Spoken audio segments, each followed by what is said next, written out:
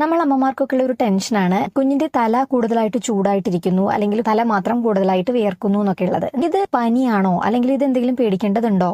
കുഞ്ഞുങ്ങളുടെ തല ബാക്കി ബോഡി പാർട്സിനെ വെച്ച് നോക്കുമ്പോൾ ഏറ്റവും കൂടുതൽ സർഫസ് ഏരിയ ഉള്ള സ്ഥലമാണ്. കുഞ്ഞുങ്ങൾക്ക് ആക്റ്റീവായിട്ടുള്ള സ്വെറ്റ് ഗ്ലാൻസ്, വിയർപ്പ് ഗ്രന്ഥികൾ ഏറ്റവും കൂടുതൽ ഡെവലപ്പ് ചെയ്തിരിക്കുന്നതും തലയിലാണ്. അതുകൊണ്ട് തല എപ്പോഴും ചൂടായിട്ടിരിക്കും. ഇതൊരിക്കലും പനിയുടെ ലക്ഷണമല്ല. പനി എന്ന് പറയണമെങ്കിൽ കുഞ്ഞിന്റെ തല മാത്രമല്ല, ഫുൾ ബോഡി ചൂടായിട്ടിരിക്കണം. മാത്രമല്ല, തെർമോമീറ്റർ വെച്ച് നോക്കി മെഷർ ചെയ്താൽ മാത്രമേ നമുക്ക് പനി ഉണ്ടോ എന്ന് മനസ്സിലാക്കാൻ പറ്റുള്ളൂ. ഇനി ഇതേ കാരണം കൊണ്ട് തന്നെയാണ് കുഞ്ഞിന്റെ തല കൂടുതലായിട്ട് വിയർക്കുന്നത്. അപ്പൊ എപ്പോഴാണ് ഇതിനെ പേടിക്കേണ്ടത്?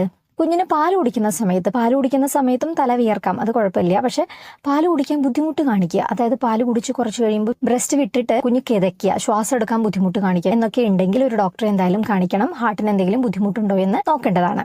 അതല്ലാതെ കൂടുതലായിട്ട് വിയർക്കുന്ന ഒരു കണ്ടീഷനാണ് വൈറ്റമിൻ ഡി ഡെഫിഷ്യൻസി. ഇത്തരത്തിലൊരു ഡെഫിഷ്യൻസി വരാതിരിക്കാൻ വേണ്ടിയിട്ടാണ് നമ്മൾ നിർബന്ധമായിട്ടും ജനിച്ച കുഞ്ഞുങ്ങൾക്ക് 1 വയസ്സ് വരെ വൈറ്റമിൻ ഡി കൊടുക്കാൻ